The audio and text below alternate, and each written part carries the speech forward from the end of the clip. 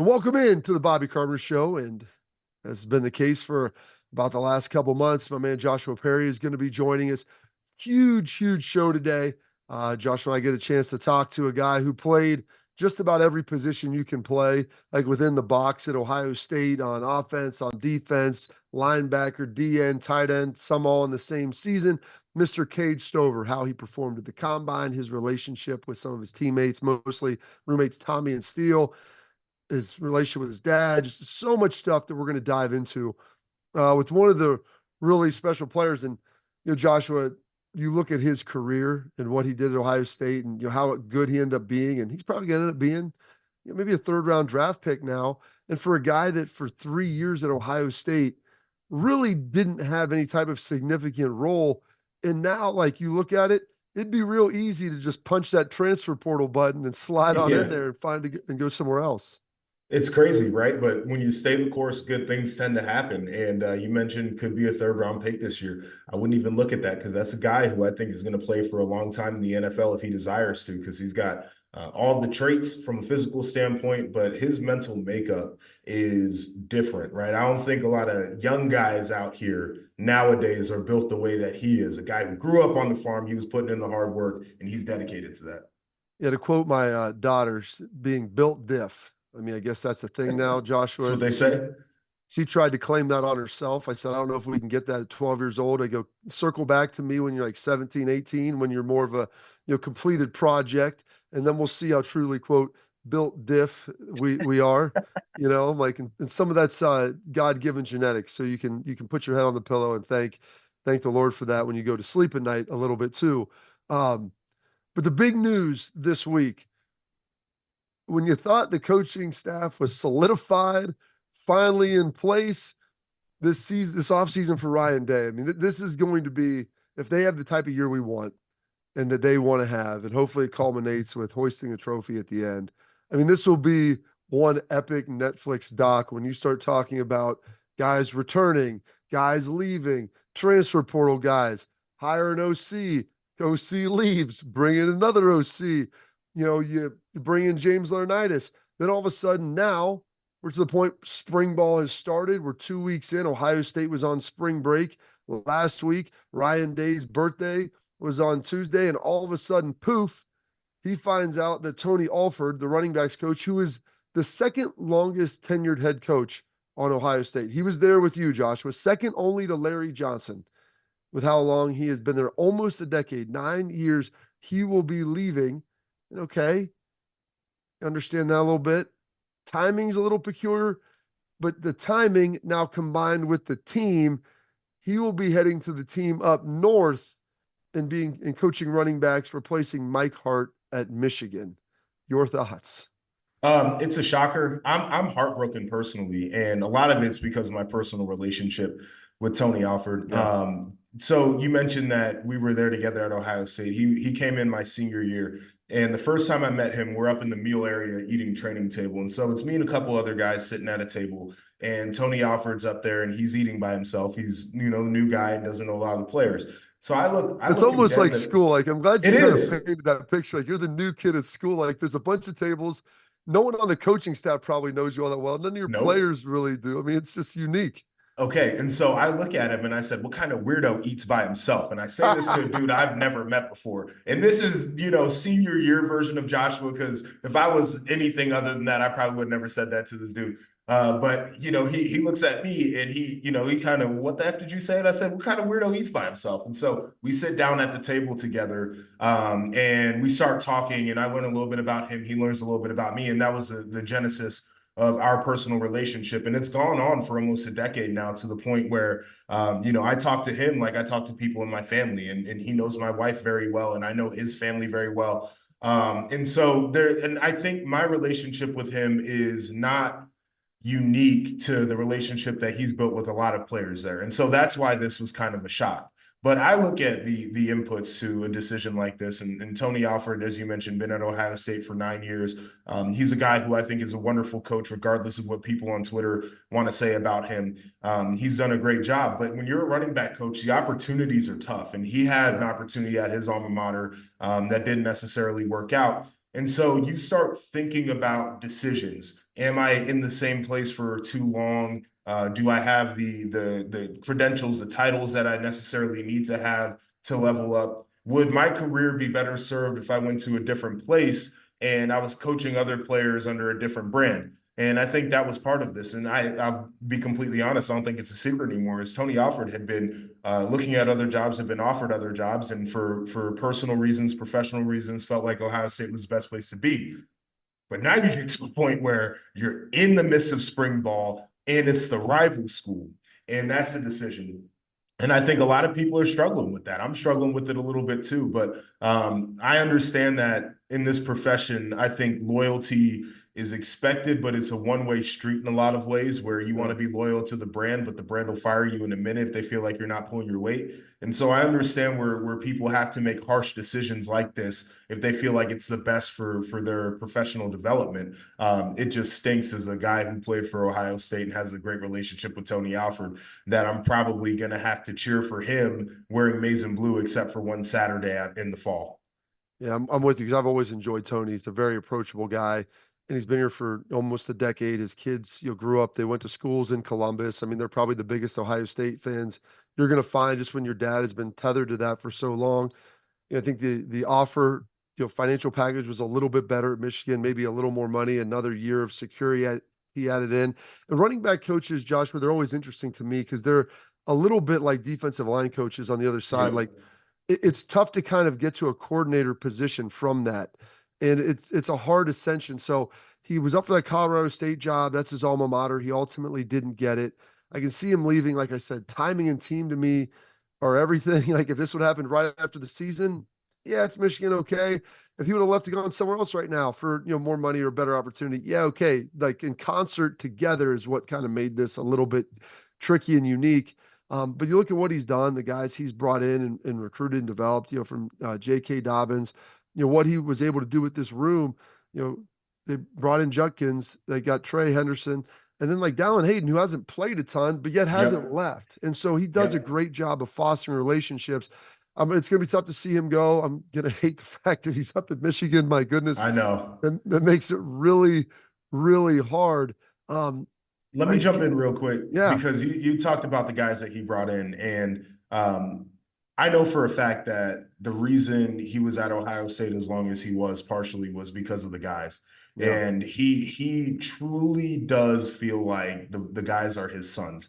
And so I bet you there were some conversations with some tears that happened on the way out there. And like Trey, I know he wanted to be back to increase his draft stock. Part of the reason he wanted to be back was because of Tony Alford. Dallin Hayden couldn't transfer. He believed in Tony and what could happen there. It's tough. Like this is really difficult. And there's a bunch of candidates that are potentially out there. Ohio State has produced a lot of great running backs. There's a lot of great guys who have ties here, who have coached here before, who they could potentially be looking at. So we'll kind of see where that ultimately goes. We've got Cade Stover coming up next. So we'll have to put a pin in this, jump into this a little bit later in the show. Some of his replacements, who could be replacing Tony Alford? Like I said, a lot of names out there. We appreciate you guys listening. Hey, if you're watching on YouTube, please subscribe, like it on Twitter, all the social media. Thanks for watching on Bally's. We got Cade Stover, Buckeye tight end, and really every other position here coming up next on the Bobby Carpenter Show.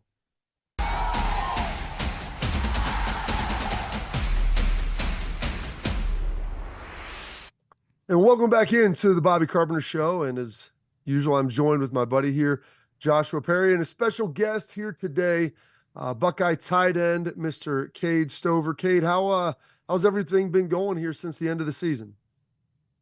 Man, it's going good. Just different kind of lifestyle right now, different training wise, but excited the combine's over and basically get back to training for football. So that's interesting. You bring up the combine.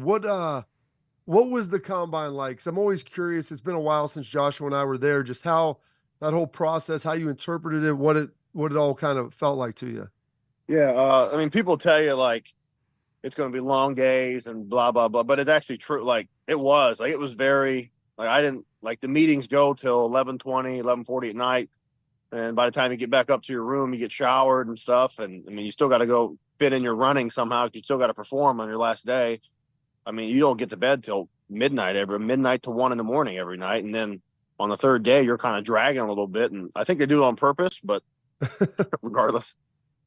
Yeah, I think it's something they definitely do on purpose. They get the early wake up call too there, where they get the sample so they can send it off to the lab to see if you've been treating your body the right way. So certainly a long process. I think one of the most interesting things that came out of the whole combine was about you and this idea of massaging leather, right? Like you got to be a big strong guy. You're an old school farm dude. Just give me the background, the context around that. No, okay, that is I don't even know where that is not what I was doing there. That was one of our bulls that we had that was just really friendly. And normally, like, he likes his back scratched. So like you take a rake, you take a pitchfork, you can scratch his back, right? I mean, they love it. And I was just out there, we're out there in the pasture, and if you're in the pasture, he's coming up to you, he's like a little dog. So he likes to be rubbed on. He's literally like a big dog. So I was just messing with him, and my sister took a video of it, and then all of a sudden I'm massaging leather for shit. I don't know how the hell that happens. That's some pretty funny stuff there. How many questions, I guess, in the combine came up about you? Not necessarily, in the press conference, but in your interviews. Being a farm dude. I mean, how many questions ultimately came from the coaches and front office about that? Everybody wants to know, like, especially the guys. Like, there was a couple of guys that were from farms, like, and they were trying to figure out, like, hey, like, did you actually grow up on this farm, or does your dad just own it and have a bunch of hired hands? Like, and for me, like, it's just me, my pops, my mom, my two sisters. Like, it's strictly only the family. So firsthand, I can speak very educatedly about that stuff, as opposed to, it's really easy to ask somebody a couple questions and realize, hey, you didn't actually grow up on the farm. That's I like that. It's what they try to do. They try to figure out the guys that are real. They try to figure out the guys that are a little bit phony there. But through those meetings, were there any teams that you met with where you felt like there was a really good connection, a positive vibe coming out of that meeting? Yeah, I felt like, to be honest with you, I felt like all of them were pretty damn good. But the rumor around, whether this is true or not, people say that people you talk to the least are the people you're going to end up with. I don't know if that's true, but that's what people say. So I'm just over here waiting. So I'll tell you from my experience, I was 4th round pick. I did not have a single conversation with the Chargers, and they were the team that ended up drafting me. So for some guys, I know that can be the case there. So it might be a team that you never even had contact with. Right. Yeah, that's what I hear. So I'm just trying to take everything with a grain of salt. If I feel like they really like me, I don't know how much they really like me. So, you performed really well. Okay, you ran a 4.65. I think maybe some people were surprised by that. I thought you've always had pretty good linear speed. Was that something that you anticipated running? Were you happy with that? Disappointed? Kind of where did that fall for you? No, I was very happy with that. I mean, I was going to be very happy with a 4.7 flat, in all honesty. And I just got adrenaline hits you when you get out there. Don't tell them that. Don't say you thought you'd run a 4.7. Yeah, cut that out of there. But no, I mean, I knew I could run. I mean, I knew I could, if I got a good start and then got up to full speed quick enough, I knew I was going to run fine. And everything worked out on that first one. And that's why I did not run my second rep, because I was good with that. Yeah. All right. So go ahead. No, I was just going to say, like, this is the part of the process where, you got to give your sales pitch. And I always felt kind of uncomfortable trying to sell myself and talk about all the good things. It goes against all the humility things that you learn, especially when you're a leader and a captain like yourself. But if you were going to give the sales pitch, I'm watching the tape and I'm like, all right, so here's a guy who had some clutch catches, as Bobby said, moves really well with the ball in his hands. He's a guy who was absolutely willing to do the dirty work. If you're going to give the Cade Stover sales pitch to the world right now, why am I drafting? Man, I agree with you. I hate that question, but everybody asks the question. So, I mean, really, my answer was pretty consistent for the fact that I think that no matter what down it is, first, second, third, fourth, defensive wise, my defensive background, my offensive background, and then not only what I'm going to do for you inside your locker room and your culture to your program, I think I can help in all aspects of the game. And I'm a guy that, one, you never have to worry about, and two, you never have to take off the field. It's pretty important. Did they talk, Cade, about your ability since you'd played on defense and transferability with special teams and just team value? Was that something that came up at all? Yeah, big time. Just for the fact that, like, I mean, early on, I feel like everybody likes to preach, like, cut your teeth on special teams and stuff. So I mean, I told them they're like, I mean, could you, like, if we were down, and a couple of teams were like, if we're down in the situation and we needed an outside backer or a stand up end for a game or on a goal line package, they're like, could you or willing to do that? And I'm like, 100%. And like, there's no fucking question about it. Absolutely. Good. One other thing that you mentioned there, and it was at the press conference that I saw, and it was a great soundbite. But you talked a lot about Ryan Day and kind of what he meant to you, what type of coach he was. Was that something you kind of anticipated doing? It seemed very raw and real, but just kind of your comments and your relationship with him. Yeah, no, that was just, I mean, that was off the cuff. But then again, when you're speaking honestly about somebody, it's not hard to talk like that, I guess. He's just we've always been very close. I give him all the credit for, I would have never even tried the tight end spot if it wasn't for him coming over and saying, hey, I know you're trying to get on the field here. And I think this would be a really good option for you if you just stick with it. And I trusted him and I did that. And I mean, he's always been, the dude's he is 100% for the players. Like he's for us. He rides with us. He's for us. He looks out for what's best for us, I feel like. And I've always respected him for that. I think that's really apparent, especially with some of the criticism that, people have had about the program over the last couple of years. Like, I think Ryan Day is one guy who's like, if you criticize me, it's one thing, but when you start coming for my players, it's something that I won't stand for. But since we're on the topic of Ohio State, obviously some big portal additions were made throughout the offseason, got some guys to come back who weren't necessarily anticipated to come back. Your guy obviously familiar with a lot of that personnel in there. What's your outlook for what you think this Buckeyes team can achieve this year? I think they have all the talent in the world. Obviously, they brought in great talent. They already had great talent. They brought back great talent. Like that to me is just, I mean, that's your first step in doing something special. But I mean, together, I mean, you got to find a couple guys you got to rally behind. I feel like you got to find a couple, like you guys know. I mean, with everybody, like everybody at that place is so great. But then above the great guys, you have your alpha dogs and your dudes, right? Is what we call it there. I mean, once you establish those guys that when shit goes wrong, nobody wavers and you can stick together, nobody points fingers, that's when you're going to be really good. Who do you think those guys are going to be this year? If you had to anticipate who they would be, who are you looking at? I feel like Cody Simon would be a really good one. And I feel like Sonny Styles. I know he's young, but I feel like Sonny's Sonny's going to be a hell of a player. He's a really good dude, and he carries himself like a grown man does. Absolutely. Well, we're going to take a quick break here, but we got some more questions with Cade coming up right after this here on the Bobby Carpenter Show.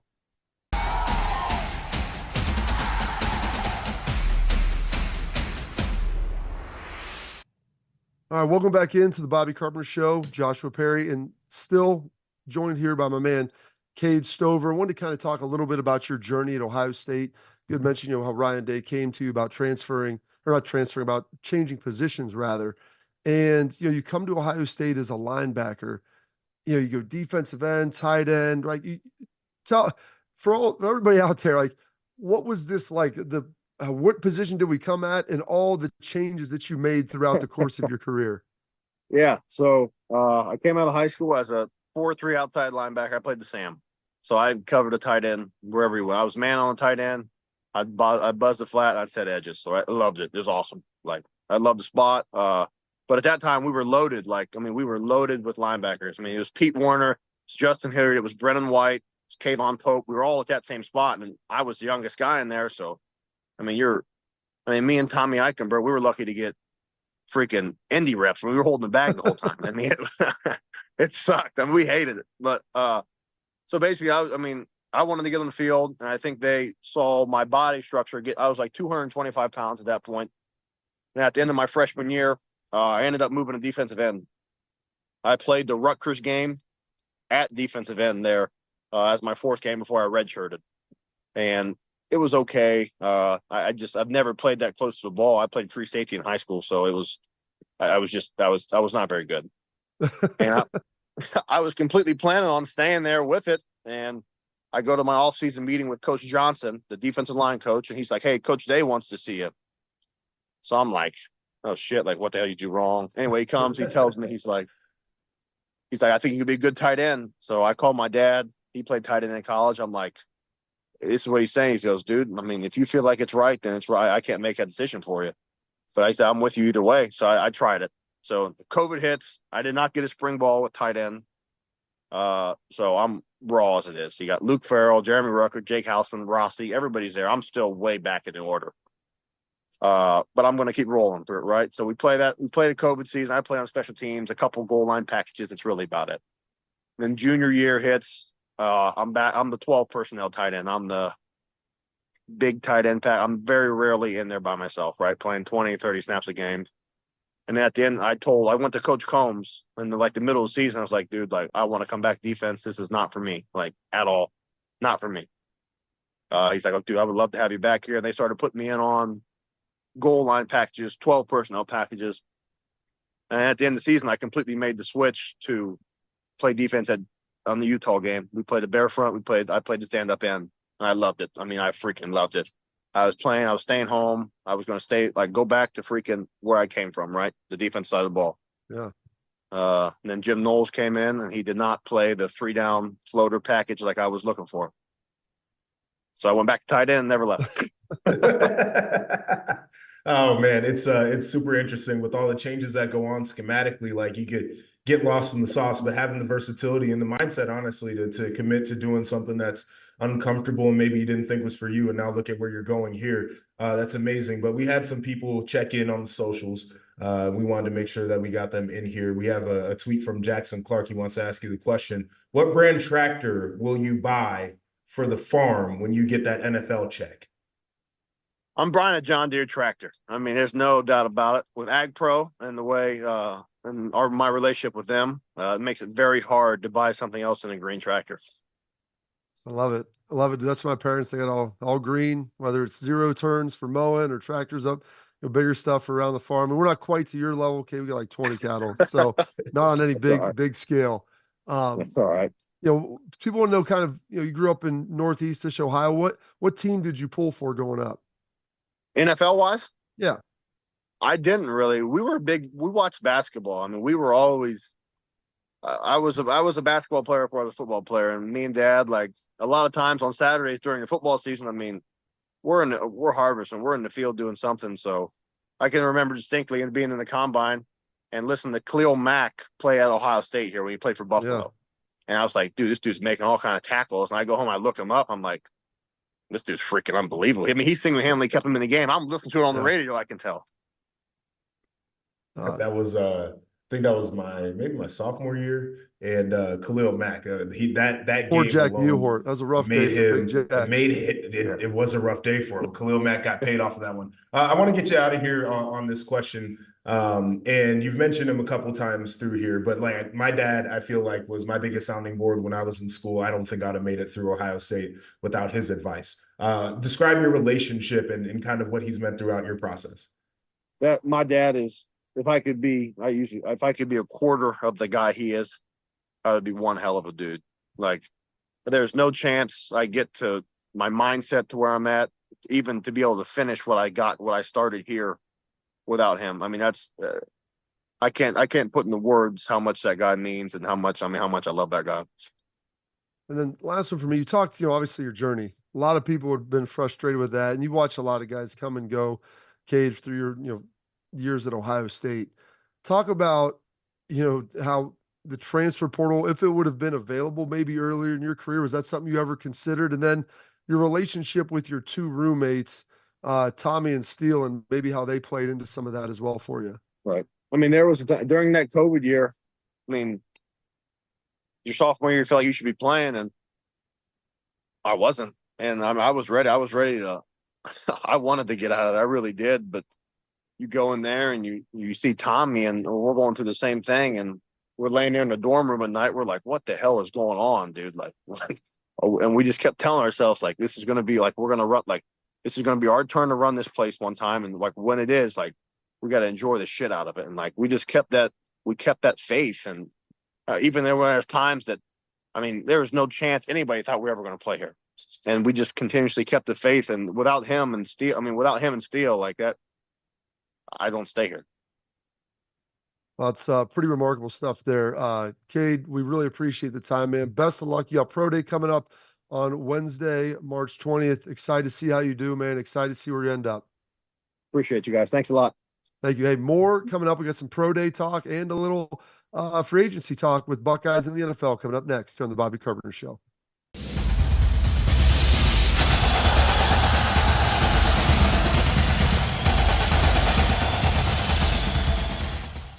Welcome back into the Bobby Carpenter Show. Man, had some great stuff right there with Cade Stover, one of the true gems that you have at Ohio State. And his leadership will probably be missed, Joshua, even more than his on-the-field performance, his relationship with some of those guys.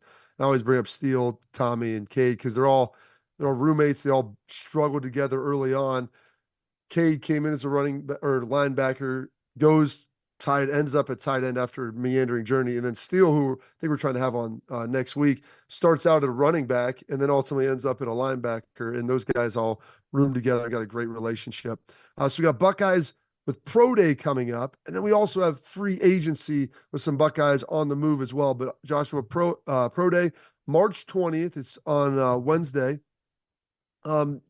Anybody there you think will be able to significantly help themselves coming into this kind of final physical test? Pro Day is the one for me where I just kind of roll my eyes a little bit. I feel like the hay is mostly in the barn. The private All right, Cade workouts at Stover, this I like point. that. Oh yeah, you like that. The private workouts at this point, I probably put a little bit more stock into. Now, the great thing about Pro Day is, especially, typically at Ohio State, you got a lot of personnel in there, and so you get face to face. And some of the teams like to schedule individual private meetings around Pro Day, which is really nice because you got it all centralized in one place. And so the ability to answer some of those last minute questions for the organizations, I think, probably the most beneficial part of Pro Day. But outside of that, like, dog, I was at the combine. You watched me run a 40. You watched me do a 3-cone. You watched me do these same drills. It was the same guy actually holding the bag during the drill at the combine that's going to be doing it at Pro Day. Like, I don't know why I need to do this again.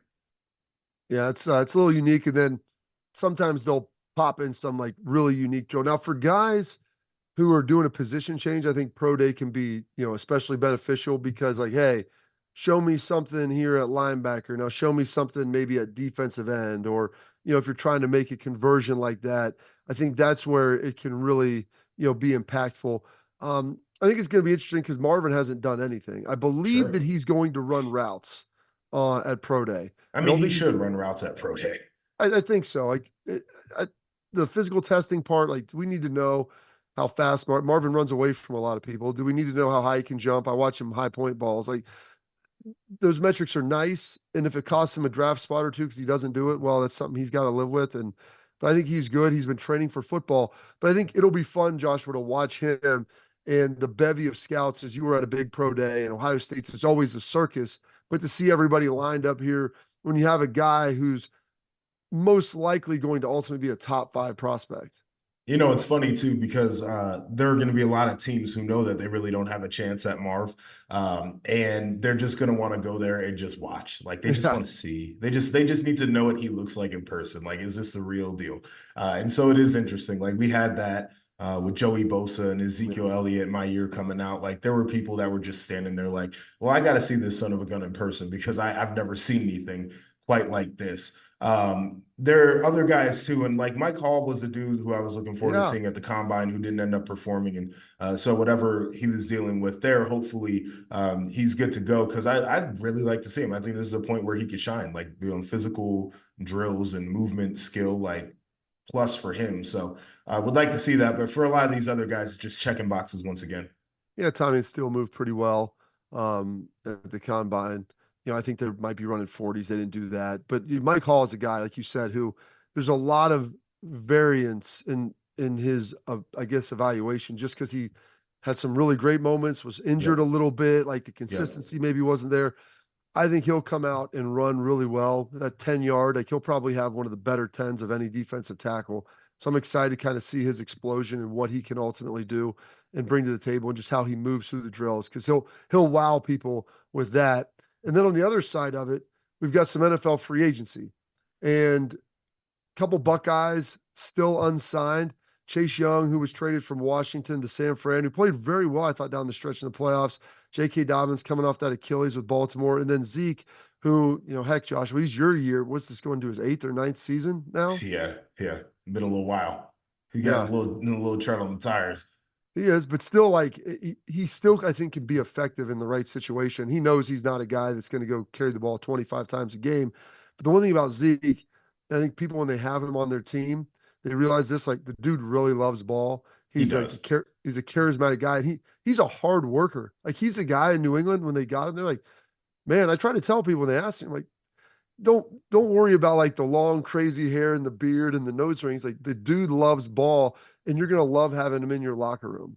Yeah, it's one of the most like interesting characters, right? Because you mentioned it's long hair, it's the nose ring. He like He did trim carries it a down a little bit for the Cruise. He yeah, looks better this year. he carries a purse and doesn't like to wear a shirt, but he is one of the best practicers that I have ever been around. Like that dude works harder in practice than you could imagine a guy who is that good would work.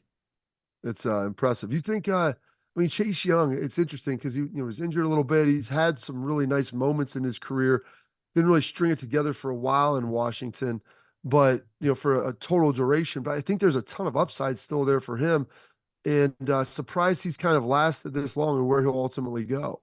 Health is the big one. I think we know when he's healthy, he's really good. But I also think that he's a guy when he moved to San Fran that proved that he is much better when he's got a running mate next to him. Yeah. And so I think the situation personnel wise, the scheme, and then the health are going to be the big keys for him. I agree with you, though. I think he's a very talented player. I think he's got a lot of upside. Probably best ball is ahead of him. So it's a little bit shocking. Curtis Samuel, Bills, Jonah Jackson, big deal with the Rams. Akuta down, shorter deal with the Texans. Cam Johnson with the Steelers. Von Bell back at How Cincinnati. about it? Yeah, I think Von Bell, I think he's underrated in the NFL because he's another guy loves ball and a really good leader. Yeah, and I mean he's a dude you want back there, like all about his business, super serious, gets guys lined up, like rarely is out of position, really like him. And then Jordan Fuller kind of Yeah. filling Von Bell's spot down there in Carolina. Fuller's another one of those dudes. I don't know how he lasted so long in the draft. He has been phenomenal since he's gotten in the league. Great leader, team captain type dude. One of my favorite guys, just like from just the human, like great for him. Yeah, it's amazing because I watched Jordan Fuller walk, and even Ohio State, he's super pigeon-toed and knock-kneed. Like, I think he has to Vaseline his knees to walk. And then I watched this dude cover the middle of the field, and I think he was a Pro Bowler one of his rookie or second year, had a bunch of Yeah. picks. Like he's performed really, really well. Just it's surprising to see that because the guy's not the most phenomenal athlete you're going to find, but just a ball player, really smart Vaseline dude. the knees is crazy. Dude, I've it's never his heard that before. yeah, well, because when your knees rub when you walk, Josh, you want to I get back. understand what you're saying, but I've just never heard that before. Well, hopefully you never have to hear it again. Coming up now, we're going to get a chance to answer your questions in Tailgate Talk. It's our favorite segment we do each and every week right here on the Bobby Carpenter Show.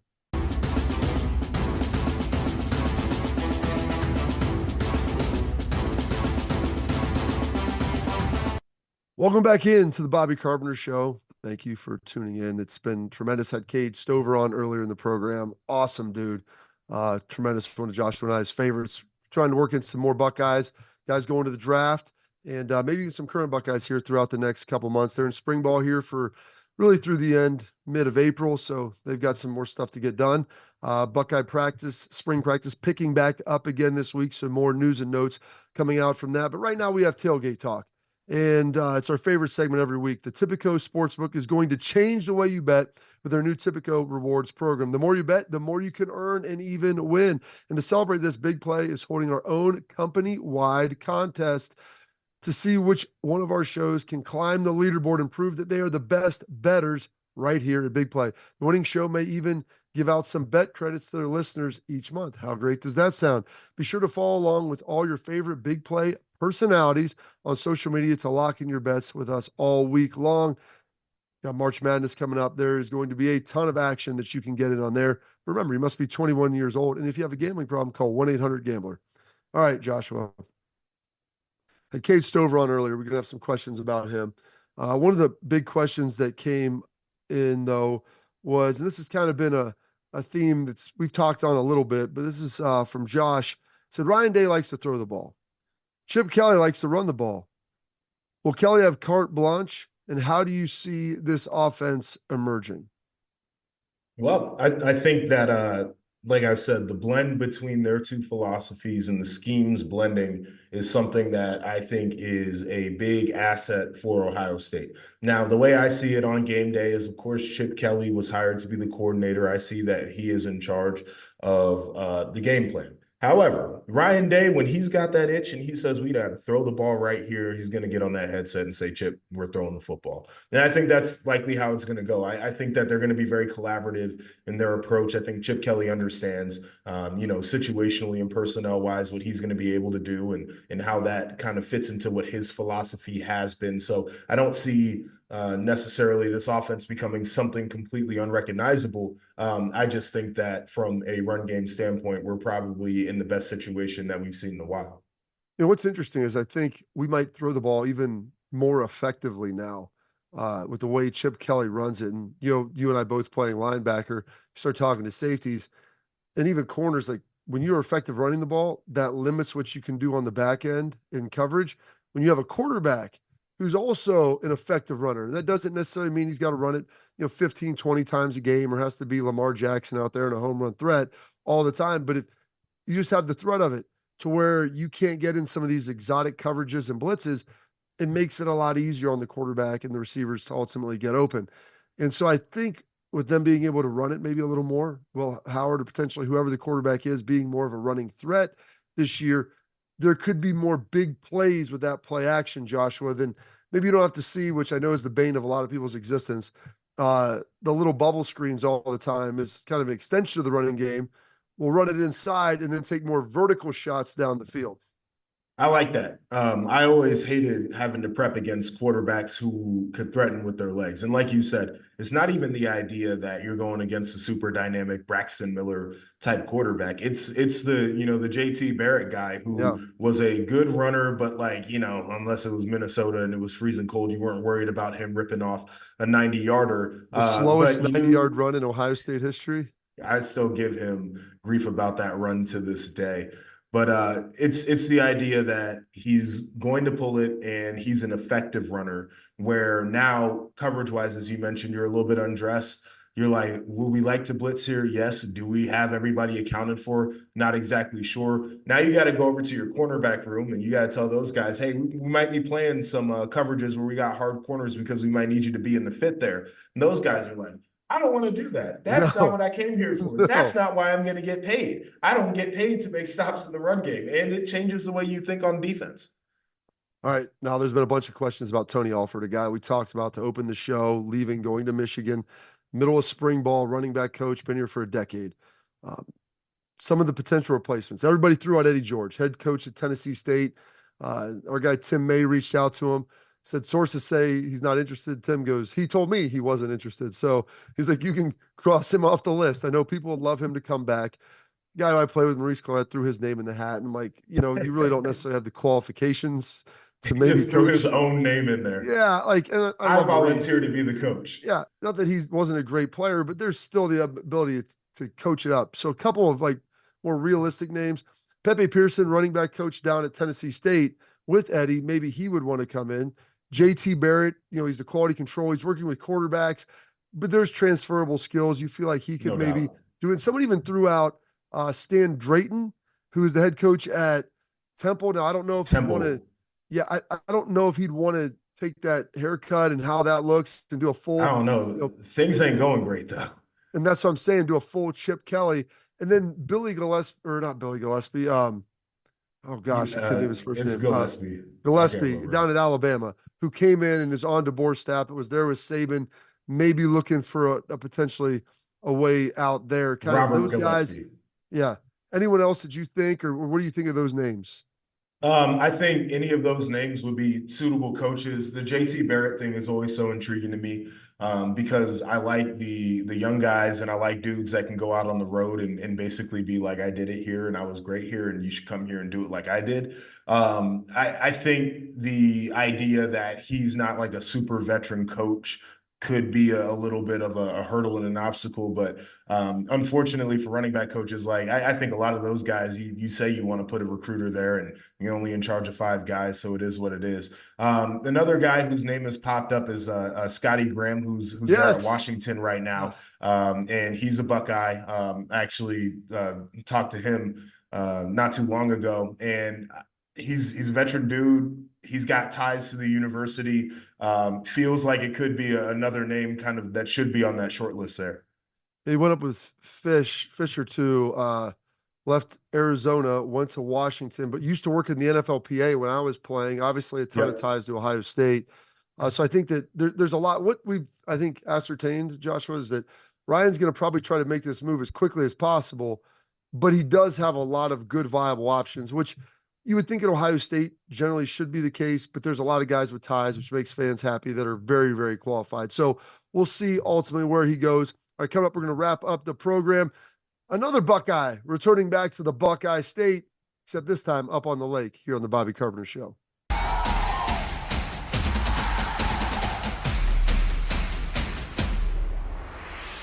Our final segment of the program, and thank you for tuning in. Been a dynamite show. Like I said, please subscribe to our program on YouTube, leave comments, follow us on Twitter. Thank you for watching on Bally's each and everywhere you're consuming this, Instagram, wherever it may be, Facebook. We appreciate it. Some final news here. Former Tennessee Titans head coach Mike Vrabel, surprised that he didn't get a head job this cycle. And a lot of times when you do that, guys may take a year off, or the other option is they come back as a senior analyst, consultant, assistant to the head coach, whatever that looks like. Mike Vrabel coming back to the Cleveland Browns. And Joshua, I've known Mike on a personal level. He was best friends, with a guy who coached both of us. He was on the staff when you were there. I was worried with this Browns staff that there may not be enough. As Jim Schwartz has a little fire to him, but maybe not enough spice. I think Braves might be adding a little bit of spice to this coaching staff. He adds a little bit of spice anywhere he's at. I think this is good, right? When you're a guy who isn't on the sideline, isn't on a coaching staff in a full-time capacity, it's really good, I think, for professional development, number one, to keep your name active and to be associated with an organization. But secondly, this is probably going to allow him to take a step back and take a little bit of inventory on what he does as a coach as well, being a consultant type guy. So I actually think this is super exciting for him. You get to catch your breath a little bit, stay immersed in the world of football. And to your point, you get to shake some things up, because as a consultant, your job is to go in there and just tell people about themselves. And Mike Vrabel, he told me about myself, and I listened to him, and it worked for me. People should listen to Mike Vrabel when he's telling them about themselves. Yeah, and here's the best thing, Mike doesn't really soft serve anything, Joshua. It's like trying to swallow, instead of like eating soft serve ice cream, it's like swallowing river stones. I mean, those things they're hard. They don't feel good going down, but you know what? It may be the truth, and it may be what you need. He went to Walsh High School, played here. Like it's so great to have him back. And when you're a consultant, man, you don't have a room. So you just kind of get to look at the big picture and tell people what's going on. And if Kevin Stefanski wants a nice, big helping portion of honesty, Mike Vrabel is going to be the guy to give it. He does honesty as well as anybody I've ever met. And I feel like it's a really endearing quality. I don't like people that just lie just to lie. Like, be honest.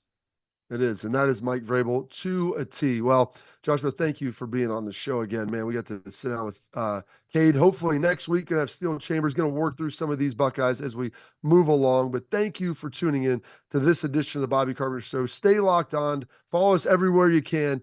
And here we go. Next week, bigger show one more time. The Bobby Carpenter Show with my man Joshua Perry this week.